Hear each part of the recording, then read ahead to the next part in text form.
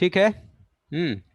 क्या बोल रहा है question? Particles of masses 1 gram, 2 gram, 3 gram, 100 gram are kept at the marks 1 centimetre, 2 centimetre, 3 centimetre, 100 centimetre respectively on a meter scale. Find the moment of inertia of the system of particles about a perpendicular bisector of the meter scale.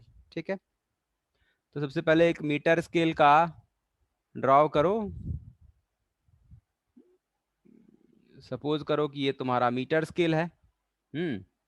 और metre scale में ये तुम्हारा zero threading है। हाँ, zero से starting, और ये यहाँ 100 सेंटीमीटर, यही ना, 100 सेंटीमीटर का 1 मीटर होता है। ठीक है, जीरो से लेके 100। ठीक है, तो इसका परपेंडिकुलर बाइसेक्टर कहाँ होगा? 50 सेंटीमीटर पे होगा ना जी। हाँ ठीक है, तो यहाँ 50 सेंटीमीटर है। ठीक है, और यहाँ पे तुम्हारा इस तरह से परपेंडिकुलर बाइसेक्टर रखा हुआ है। हम्म और अब तुम यहाँ से डिस्टेंस देखोगे तो इधर तुम्हारा इस तरह से 51, 52 ऐसा चलता जाएगा। यहाँ 99 है, यहाँ 1 है, 2 है, इस तरह से आएगा। तो यहाँ इस परपेंडिकुलर बाइसेक्टर के बाद तुमको मोमेंट ऑफ इनर्शिया देखना है। तो ये सब डिस्क्रीट मासेज हैं, ये सारे के सारे डिस्क्रीट मासेज हैं। तो जीरो पे नहीं है कोई वजन। ठीक है, जीरो पे तो मतलब 0 ग्राम है। यहाँ पे तुम्हारा 1 ग्राम है, यहाँ पे 2 ग्राम है, इस तरह से है। हम्म तो अब अगर हम मोमेंट ऑफ इनर्शिया लें, यहां से शुरू करें, तो टोटल मोमेंट ऑफ इनर्शिया इसके बाद क्या क्या हो जाएगा कि मोमेंट ऑफ इनर्शिया जो है तुम्हारा क्या हो जाएगा? समेशन mi/r² एक का मोमेंट ऑफ इनर्शिया जो है किसी एक का लोगे, मान लो ये जो है, ये तुमको पता है कि मान लो यहाँ से ये r डिस्टेंस पे है और इसका मास अगर m है, तो इसका मोमेंट ऑफ इनर्शिया क्या हो जाता है? I = mr²। इस एक्सिस के अबाउट होता है ना जी।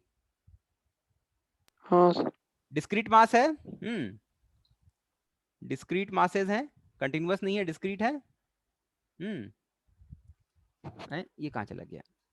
ठीक है, तो अब समेशन करोगे, 1 सेंटीमीटर पे 1 ग्राम है, तो 1 ग्राम है मास, 1 ग्राम, और 1 सेंटीमीटर पे, तो यहां से कितने सेंटीमीटर पे हो गया?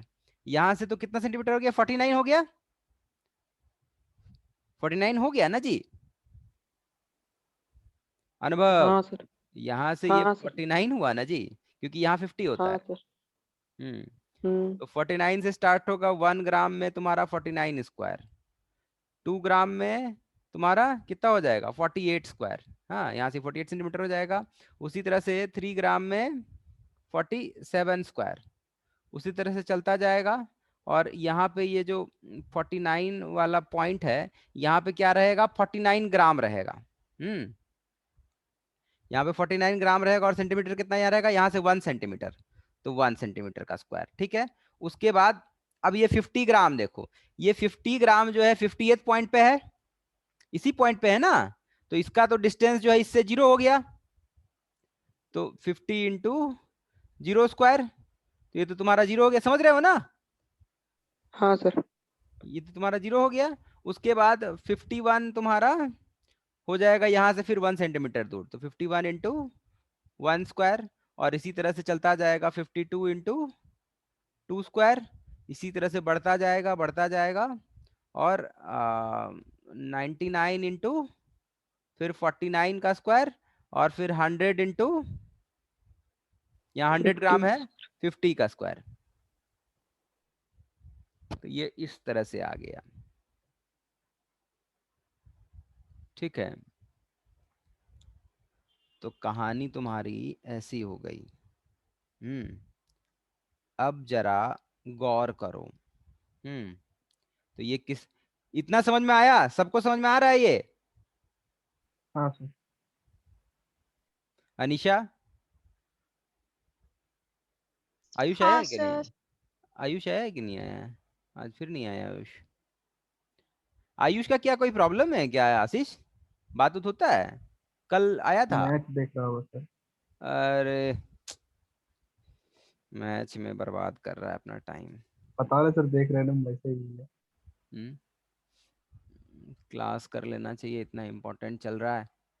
खैर मैं रिकॉर्ड तो कर रहा हूँ, लेकिन रिकॉर्डिंग का क्या होता है, रिकॉर्डिंग तो बहुत सारा यूट्यूब पे पड़ा हुआ है, उसको ही देख के पढ़ लेता समझ में आ जाता, तब तो इतना यही नहीं होता यहाँ, मतलब 1 to 1 होता है ना। मैं ऐसे रिकॉर्ड कर रहा हूँ, तो यहाँ तुम पूछते हो ना, नहीं आता है तो ठीक है। अब देखो यहाँ 1 है, 49 स्क्वायर में देखो यहाँ 1 है और यहाँ 99 है, गौर करना।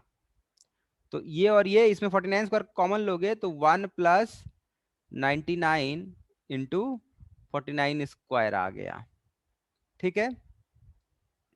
फिर इसके बाद यहाँ 2 है, आ गया, आया गया, आयुष भी आ गया, चलो। यहाँ जो है 2 है, और इधर कहीं पे 48 स्क्वायर में हो रहा होगा 98, 98 यहाँ हो रहा होगा, 98 इंटू 48 स्क्वायर, तो 2 + 98 इंटू 48 स्क्वायर, इसी तरह से चलता जाएगा। उसी तरह से 3 + 97 इंटू 47 स्क्वायर हो रहा होगा, चलता जाएगा। और अब यहाँ पे 49 48 इस तरह से जा रहा है, 47 अब 1 स्क्वायर तक आएगा, ठीक है। 1 स्क्वायर में क्या क्या आएगा, इधर से तो 49 है, और इधर से क्या आ जाएगा, 1 स्क्वायर में इधर 51 है, एक सेकेंड,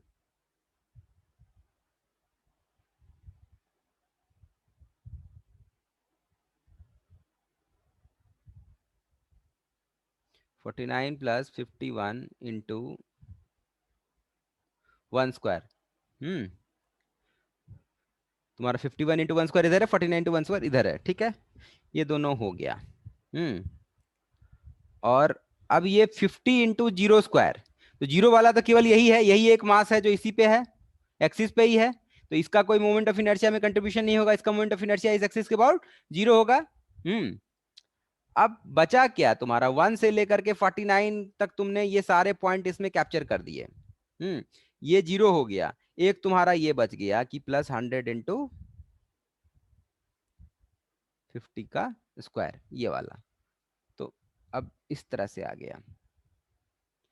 तो अब देखो ये 100 इंटू 50 स्क्वायर इधर ले आओ सबसे पहले, तो 100 इंटू 50 स्क्वायर हो गया, प्लस यहाँ पे 100 इंटू 49 स्क्वायर हो गया, प्लस 100 इंटू 48 स्क्वायर हो गया। देख रहे हो सीरीज बन गया, dot dot dot, plus 100 into 1 square हो गया ऐसा। हम्म तो अब जो है इसमें तुम 100 कॉमन ले लो, 1 square plus 2 square plus 3 square up to कितना स्क्वायर, 50 स्क्वायर, ऐसा आ गया।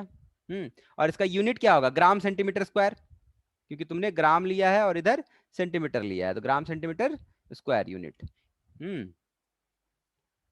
अब ये क्या हो गया, 1 स्क्वायर से लेकर के 50 स्क्वायर क्या था, n into n plus one, ये क्या था तुम्हारा summation n square, n into n plus one into 2n+1/6। देखो सबका यूज होता है, फिजिक्स में तुम ये पढ़े थे। n की जगह पे क्या हो जाएगा 50, क्योंकि 1 स्क्वायर से लेके 50 स्क्वायर तक है, n into n plus one into 2n+1, 2 into 50 plus 1, 101 by 6, ठीक है।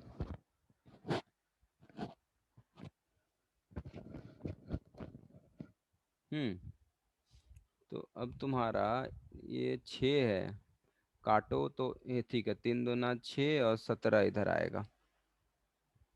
फिर ये 2 है, 2 से तुम 25 ले लो, तो 25 गुना 17 गुना 101 गुना 100 कितना आएगा जी, करो कैलकुलेट जरा।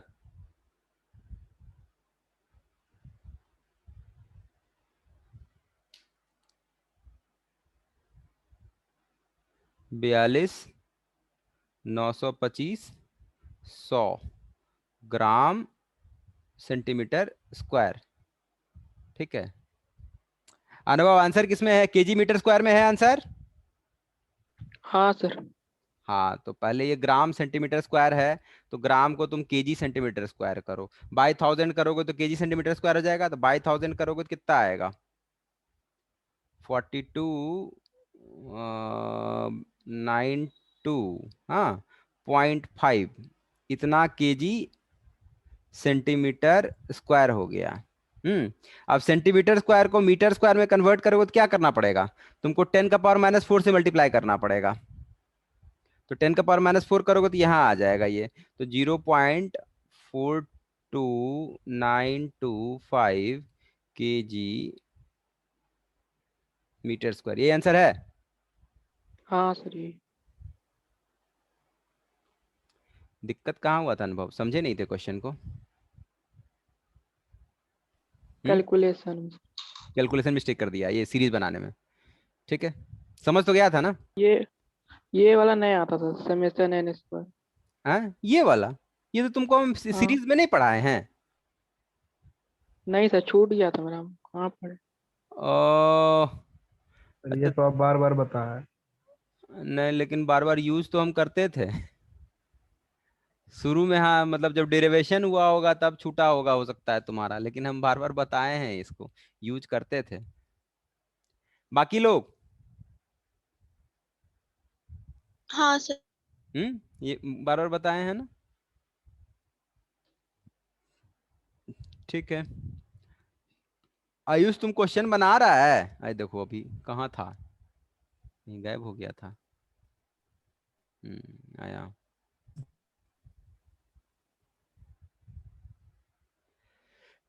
ठीक है, ये क्वेश्चन बन गया। अनीशा तुम्हारा वो पीपल का पत्ता वाला क्वेश्चन बना, वो जो था, पीपल का पत्ता?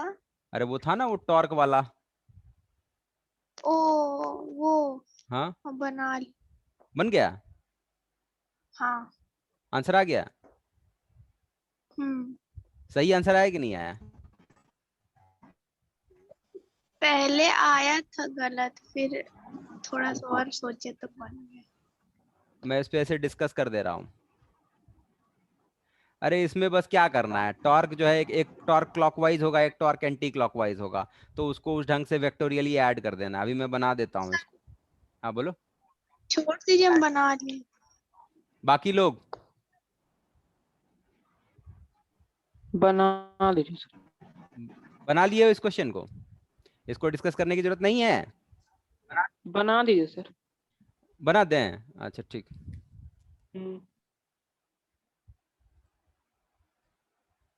सर एक बार अपने ट्राई करेंगे। सही है। ट्राई करेगा, पहले काहे ने किया? हाँ, अब समय पता है, नहीं सर करिए।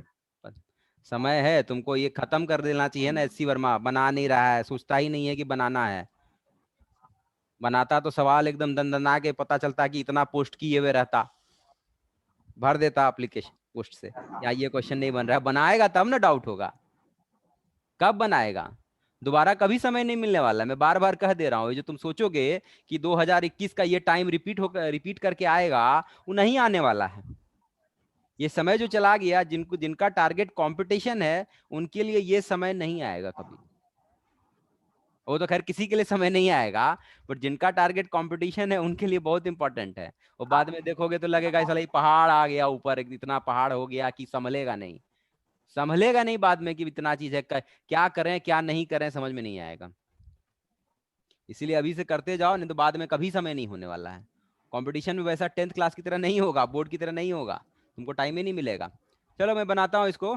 Calculate the total torque acting on the body shown in figure about point O. तो इस पॉइंट के अबाउट टॉर्क देखना है। तो टॉर्क जो है का क्या ये था, आर क्रॉस एफ होता था टॉर्क, यही ना जी? और मैग्नीट्यूड लेते थे तो तुम आर एफ साइन थीटा हो जाएगा, जहां आर और एफ के बीच का एंगल है ये थीटा, ठीक है। तो एक काम करते हैं, यहां जो भी मतलब टॉर्क आएगा या तो क्लॉकवाइज आएगा या एंटी क्लॉकवाइज आएगा, या तो मतलब उसका वो उसका डायरेक्शन जो आउट ऑफ द प्लेन होगा या इनटू द प्लेन होगा, ठीक है। तो जरा देखते हैं कि टोटल टॉर्क मतलब टॉर्क जो है किसका किसका क्या क्या आता है, ठीक है। तो टोटल टॉर्क पूछ रहा है तो समीशन टाउ। ठीक है, हम एक काम करते हैं, एंटी क्लॉकवाइज टॉर्क को पॉजिटिव ले लेते हैं। एंटी क्लॉकवाइज टॉर्क यानी जो स्क्रीन से बाहर आ रहा है। अगर ऐसे करोगे तो ये तो स्क्रीन से बाहर आ रहा है ना जी, out of the plane, positive Z direction हो जाएगा ये। तो अब देखो ये वाला फोर्स का टॉर्क देखते हैं, तो R F sine theta, R तुम्हारा 4 सेंटीमीटर है, ये आर एफ बीच में एंगल 90 डिग्री है, तो यानी 10 × 4, 10 × 4, और उसका डायरेक्शन क्या है, इसका डायरेक्शन क्या है, क्लॉकवाइज है, निगेटिव हो जाएगा, तो -10 × 4 हो गया। अब ये वाला फोर्स का, ये वाला फोर्स के लिए आर तुम्हारा ये है, आर वेक्टर ऐसा है, यानी ये वाला एंगल कितना होगा, ये वाला एंगल तुम्हारा 30 डिग्री हो गया, वेक्टर आर और वेक्टर एफ में। Oh no no no no, wrong हो गया, रुको तो, आर क्रॉस एफ ये एंगल नहीं होगा,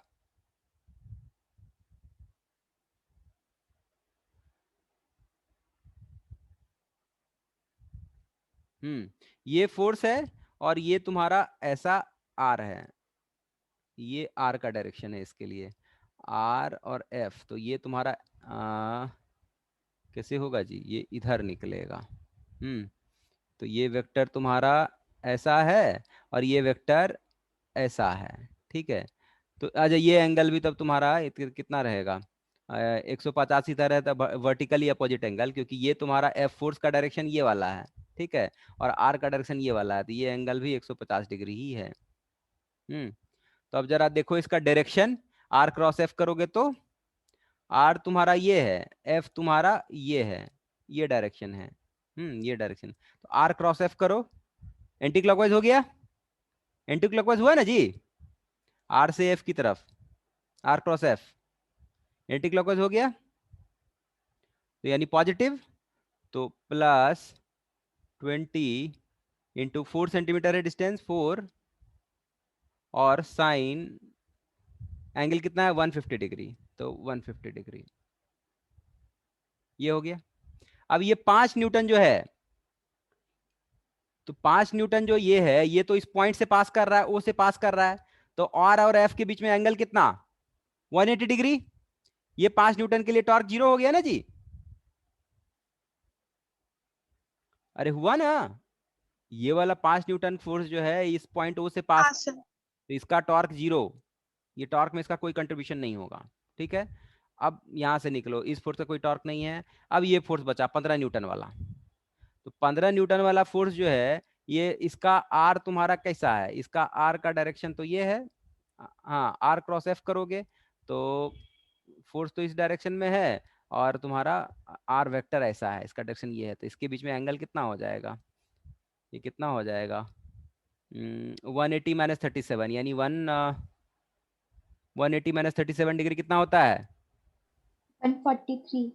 143 डिग्री। ठीक है, ये हो गया, और इसका टॉर्क क्या क्या डायरेक्शन होगा, आर क्रॉस एफ करो, R cross F anticlockwise है, तो ये भी पॉजिटिव टॉर्क, +15 × 6 × साइन 180 - 37। ठीक है,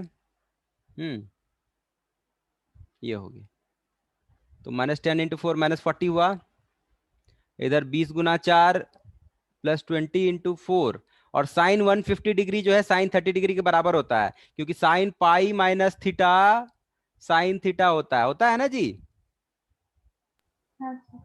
हाँ, तो इसको यूज करो यहाँ पे, देखो, तो इसको यूज करो यहाँ पे, तो ये साइन 30 डिग्री के बराबर हो जाएगा, तो ये हाफ हो गया, +15 × 6, और साइन 180 - 37 साइन 37 डिग्री के बराबर हो जाएगा, साइन 37 डिग्री कितना होता है 3/5 होता है ना, साइन हाँ 37,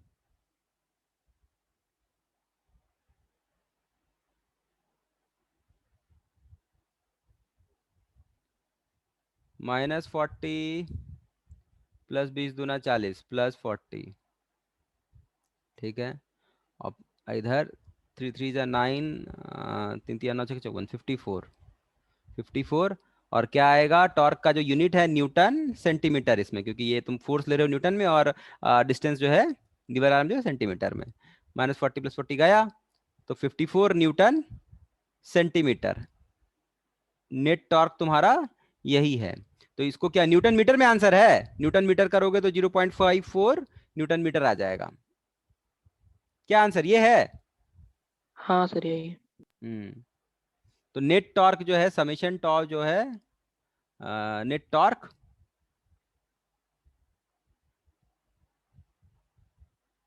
ये है। पॉजिटिव आ रहा है, इसका मतलब क्या? एंटी क्लॉकवाइज है ना? एंटी क्लॉकवाइज टॉर्क है। समझ में आया अनीशा? यहाँ पे हाँ यहाँ पे हम कन्वेंशन लिए हैं कि पॉजिटिव एंटी क्लॉकवाइज टॉर्क को हम पॉजिटिव लेकर चल रहे हैं, ठीक है, क्योंकि वो out of positive Z direction है, ठीक है, इसके अकॉर्डिंग हम चले हैं। बन गया सवाल? अब बताओ, और किसी का कोई क्वेश्चन है? नहीं समझ में आया तो पूछो। आयुष समझ में आया? आयुष है ना? है? कहाँ गायब हो गया जी? इतने इतने लोग गायब हो गए। आशीष है, अनुभव है, अनिशा, स्वप्निल, कौन कौन गायब हो गया? हम्म। आयुष आया। आयुष समझ में आया?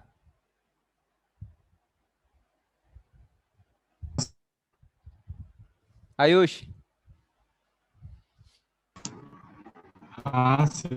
हाँ, तुम्हारा इंटरनेट का नेटवर्क लगता है कुछ सही नहीं है। आवाज बहुत ये हो के आता है, टूट टूट के आता है। ठीक है, अब चलो एक क्वेश्चन मैं अब देता हूं तुम लोग को। अरे एक क्वेश्चन दिया था, तुम लोग उसको बनाए थे। एक होमवर्क दिया था, वो तो मैंने पूछा ही नहीं। एक होमवर्क था ना जी?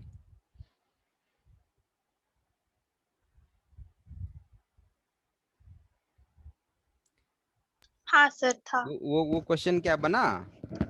हाँ बना लिए। आंसर आया? हाँ आंसर आया। अच्छा, रुको मैं उसको वो देखता हूँ। रॉड वाला क्वेश्चन था। Rod A B has a length L, हाँ हाँ हाँ वेलोसिटी। हाँ हाँ हाँ हाँ। 27/4/2021 में देखता हूँ उस क्वेश्चन को एक बार। ब्राउज 27/4, ये तो 1/7/2000, ये तो पहले का है। हम्म,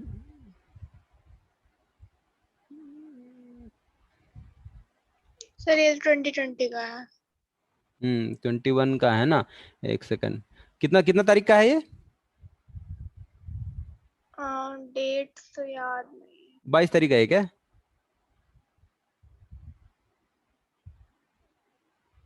देखते हैं।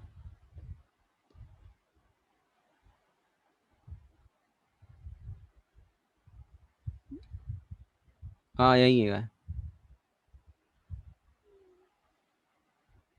हाँ यही तो रहा वो क्वेश्चन। हाँ यही था। ठीक है। पहला का रोलिंग मोशन होगा। स्टेप ऑफ मोशन, ठीक है, हाँ मतलब अगर ट्रांसलेशनल रोटेशन दोनों हो रहा होगा तो रोलिंग मोशन। एक काम करते हैं, इसको ले जा करके वहां पेस्ट कर लेते हैं, ठीक है। हम्म।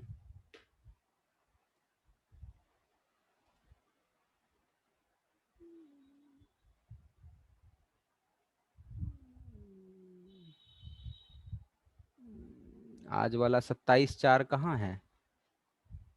मैंने अभी तो ये रखा था ना।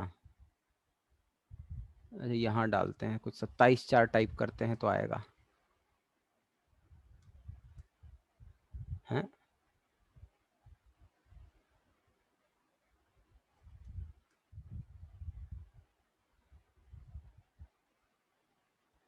अभी तो था ना जी।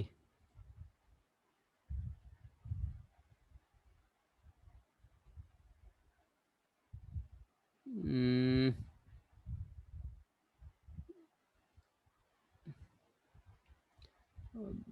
अभी तो रखे थे ना। हाँ इसमें।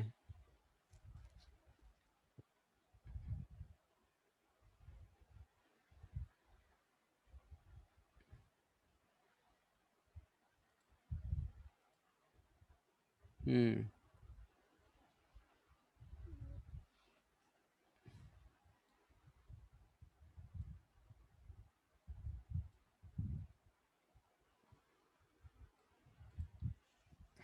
ठीक है, चलो ये क्वेश्चन था, जरा बनाया जाए इसको। Rod AB has length L, velocity of end A of rod has velocity V naught at given instant। अच्छा, V naught velocity इसका ऐसे नीचे है, इसका सेंटर ऑफ मास कहाँ होगा? कुछ यहाँ होगा, देखो इसका सेंटर ऑफ मास कुछ यहाँ पे होगा ना, हाँ। बीच में होगा। तो अब देखो which type of motion rod has, तो रॉड जो है एक्चुअली क्या होगा कि देखो, एक तो इसका ये क्या होगा, धीरे धीरे ऐसे ऐसे होता जाएगा, ये अभी ऐसा है, थोड़ी देर बाद ये मतलब एक सेकेंड ये ऐसा आएगा, फिर कुछ देर बाद ये ऐसा जाएगा, और कुछ देर बाद फिर ये ऐसा जाएगा, इस तरह से होते होते जाकर के ये फाइनली यहाँ पे ऐसे लेट जाएगा, होगा ना, होगा ना जी, ऐसा होगा ना। हाँ। तो एक्चुअली क्या हो हाँ रहा है कि सेंटर ऑफ मास जो है तुम्हारा, सेंटर ऑफ मास जो है ये इस तरह से नीचे भी आ रहा है, नीचे भी आ रहा है, और रोटेशन भी हो रहा है रॉड का। रॉड का रोटेशन कैसा हो रहा है, ये वाला मतलब ये वाला पोर्शन ऐसे ऐसे हो रहा है ना, इस तरह से रोटेशन हो रहा है ना जी, हम्म ये नीचे जा रहा है, ये इसका ये एंगल ये चेंज हो रहा है। स्वप्निल, समझ में आ रहा है?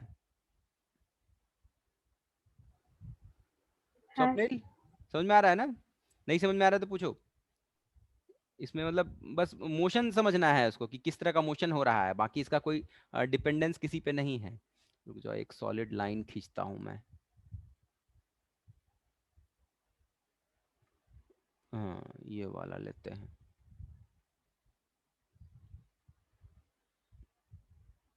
एक सेकंड, ये कलर नहीं लेते हैं, ऐसा कलर ले लेते हैं। हम्म ठीक है, अब यहाँ पे ये तुम्हारा ये इसका सेंटर ऑफ मास होगा बीचों बीच, तो सेंटर ऑफ मास नीचे आ रहा है, ऐसे ऐसे इसका मोशन हो रहा है, और इसका रोटेशन भी ऐसे हो रहा है साथ में। इस पूरे रिजिड बॉडी इसका रोटेशन हो रहा है। इस पॉइंट का वेलोसिटी किसी इंस्टेंट पे v नॉट था, ठीक है, ये था वेलोसिटी v नॉट, उस इंस्टेंट पे था जिस समय ये एंगल जो है ग्राउंड से 60 डिग्री बना रहा था, ठीक है। देखो ये एंगल चेंज होगा, ये वेलोसिटी चेंज हो जाएगा, होगा ना जी, क्योंकि देखो ये ग्रेविटी इसको नीचे पुल कर रही है, ग्रेविटी नीचे पुल कर रही है, तो एक तरह से इसका एसेलरेशन तो डाउनवर्ड हो ही रहा है, एसेलरेशन हो रहा है, तो मतलब इसका वेलोसिटी जो ओवरऑल जो है इसका सेंटर मास का वेलोसिटी तो बढ़ेगा ही नीचे, ठीक है। तो एक्चुअली क्या हो रहा है, इस तरह का स्ट्रेट लाइन मोशन हो रहा है, सेंटर ऑफ मास का ट्रांसलेशन हो रहा है, अब प्लस और इस तरह से रोटेशन हो रहा है, तो ट्रांसलेशन रोटेशन दोनों होता है, तो उस मोशन को क्या बोलते हो, रोलिंग, रोलिंग। ठीक है। विच टाइप ऑफ मोशन है, तो ये रोलिंग मोशन है, ठीक है। वी बी पूछ रहा है, ये पॉइंट ए है, ये पॉइंट तुम्हारा बी है, ठीक है। तो जब ए का वेलोसिटी इस तरह से वी नॉट था, तो बी का क्या होगा ये बताना है। तो ऑब्वियस सी बात है कि ए ऐसे नीचे सरक रहा है, तो बी जो है ऐसे सरक रहा होगा इधर, क्योंकि बी का और कोई वेलोसिटी नहीं हो सकता, क्योंकि बी कांटेक्ट में है। पॉइंट बी का वेलोसिटी इसके परपेंडिकुलर नहीं हो सकता है ना जी, क्योंकि बी कांटेक्ट में है, बी इस तरह से ग्लाइड करेगा, तो वीबी तुम्हारा वीबी का डायरेक्शन वेलोसिटी इस तरह से रहेगा, डायरेक्शन ये रहेगा, है कि नहीं, हाँ सर। हाँ सर। होगा ना। अब देखो वीबी का वैल्यू क्या होगा ये तुमको नहीं पता है, डायरेक्शन तो निकाल दिया, क्योंकि डायरेक्शन लॉजिकली निकल गया कि ये यहाँ से ऐसे नीचे सरकेगा इस सपोर्ट से, और ये हॉरिजॉन्टली है तो इस तरह से ऐसे ग्लाइड करेगा, ससरेगा इस पे इस तरह से, ठीक है। लेकिन इसका वेलोसिटी क्या होगा, सर इसका एक्स कंपोनेंट हाँ वाई कंपोनेंट निकालना होगा, हाँ ठीक है, अभी अभी देखते हैं, मतलब वी भी कॉस थीटा। हाँ ठीक है ठीक है, देखते हैं, रुको ना। तो अगर इसका रोटेशन मान लो इस पॉइंट पे इसका एंगुलर वेलोसिटी ओमेगा है, अगर इस पॉइंट पे इसका एंगुलर वेलोसिटी ओमेगा है, ठीक है, तो रोटेशन में क्या होता है कि तुम्हारा रोटेशन ऐसा है तो v जो है, रोटेशन के कारण जो v आता है वो क्या हो जाता है, ओमेगा क्रॉस आर ओमेगा हो जाता है। तो इस पॉइंट पे तुम्हारा रोटेशन के कारण जो आया हुआ है वो तुम्हारा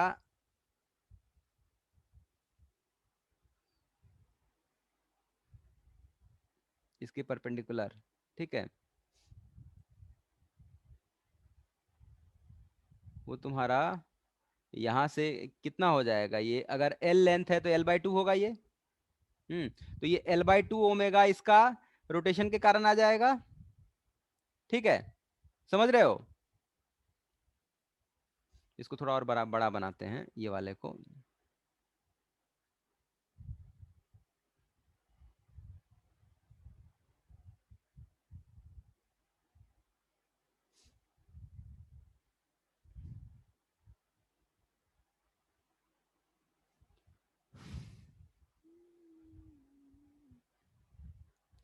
रोटेशन के कारण जो है इसका l/2 ओमेगा ऐसा होगा ना जी, बोलो। हाँ हाँ हाँ सर। होगा, चलो ठीक है, l/2 ओमेगा जो है इसका तुम ऐसे लोगे तो ये आएगा। तो एक्चुअली क्या होगा, ये v नॉट इसका वेलोसिटी है, एक जो ये मतलब इसका जो है, हम्म, अच्छा एक मिनट, ठीक है, और इस पॉइंट पे l/2 ओमेगा कैसा हो जाएगा, ऐसा हो जाएगा, एक सेकेंड, रोटेशन के कारण।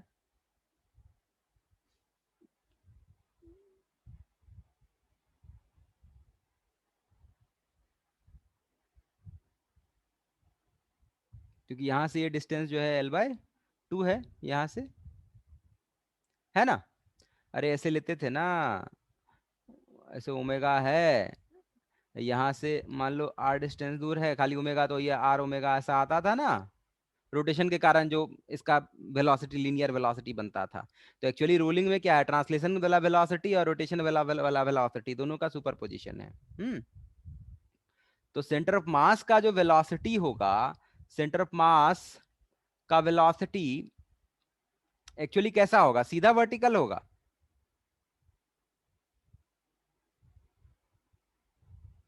सीधा वर्टिकल तो नहीं होगा, सीधा वर्टिकल तब होता क्योंकि अभी इसको जो है फोर्स ऐसे भी मिलेगा, इस पे जो फोर्स है, इस क्वेश्चन में भले हमको थोड़ा टाइम लग जाए बनाने में बताने में, लेकिन हम इस पे इससे ही बहुत कुछ एक्सप्लेन करेंगे। ये इस तरह से सपोर्ट पर है, तो एक फोर्स तो इस पे यहां से इससे इस तरह से नॉर्मल लग रहा है, नॉर्मल लग रहा है ना जी, और यहाँ पे भी ये सपोर्ट से नॉर्मल N2 लग रहा है। अब फ्रिक्शन भी लग रहा होगा, कुछ तो बोला नहीं है, हो सकता है फ्रिक्शन हो ना हो, क्या कुछ बोला है कि स्मूथ है कि नहीं, कुछ बोला नहीं है, ठीक है, तो अभी तुमको इसके बारे में पता नहीं है, बट ठीक है, इस तरह से फोर्स लग रहा होगा। तो इस पे जो मतलब नेट फोर्स जो इस पे लग रहा है, सेंटर ऑफ मास पे जो नेट फोर्स जिस डायरेक्शन में लगेगा उसका उस डायरेक्शन में मोशन हो जाएगा, ठीक है। देखो मैं फिर से इसको क्लियर करता हूँ थोड़ा सा, फिर से दूसरा डायग्राम बना करके।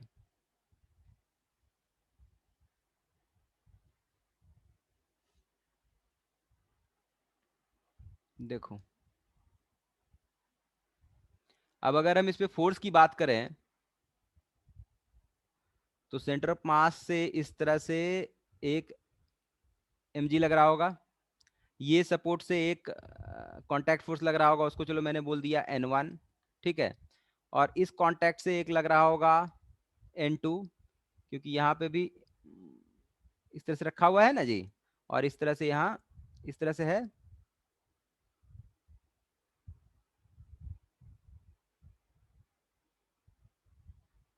ठीक है।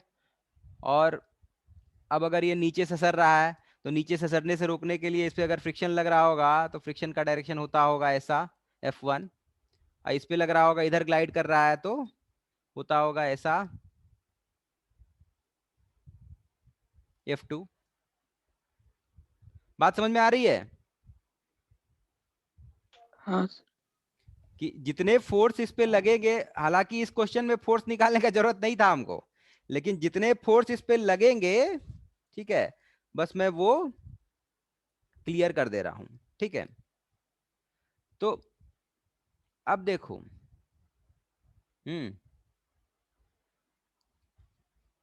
अब एक्चुअली ठीक है, अब सेंटर ऑफ मास का जो मैंने ये वेलोसिटी दिया है इस तरह से ट्रांसलेशन वाला, ये कोई जरूरी नहीं है सीधा वर्टिकल होगा, बात समझ रहे हो, क्योंकि इस पे इधर भी फोर्स लग रहा है, क्योंकि सेंटर ऑफ मास जो है सीधा ऐसे नहीं आ रहा है, ध्यान देना, सेंटर ऑफ मास सीधा ऐसे नहीं आ रहा है, थोड़ा इधर जा रहा है, सेंटर ऑफ मास फाइनली यहां आ रहा है। ये जो रॉड है, अच्छा एक सेकेंड रुको,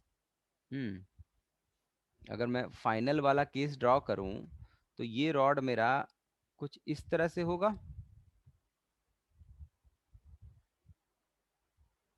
ऐसा रहेगा ना जी।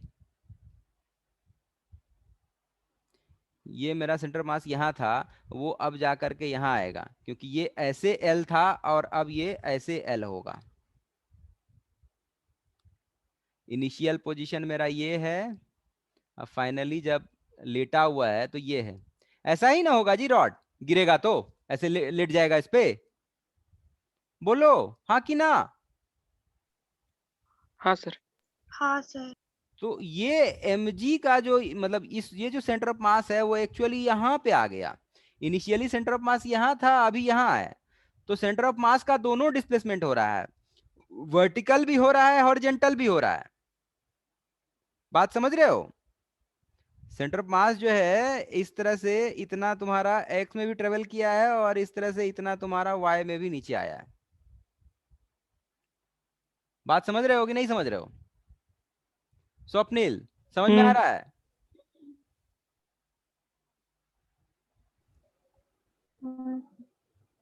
देखो समझ में नहीं आ रहा है तो बोलो, मैं जो कह रहा हूं इसको थोड़ा सा ध्यान समझने की जरूरत है कि centre of mass x direction और वाई डायरेक्शन दोनों में ट्रेवल कर रहा है। क्यों? क्योंकि इसका जो है फोर्स दोनों डायरेक्शन में, यहां देखो ये N1, ये N1 क्या करेगा, इसको इधर ठेलेगा ना रॉड को इस डायरेक्शन में,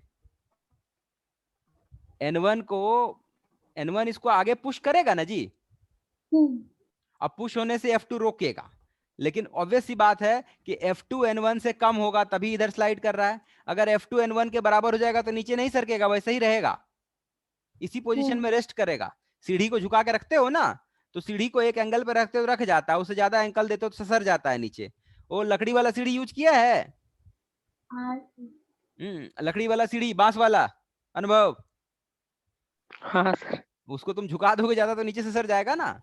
तो वो है कि ठीक है, तो सेंटर ऑफ मास का वेलोसिटी जो है दोनों डायरेक्शन में है। सेंटर ऑफ मास का वेलोसिटी जो है मतलब कोई जरूरी नहीं है ऐसा, सेंटर ऑफ मास का वेलोसिटी कुछ इस तरह से है,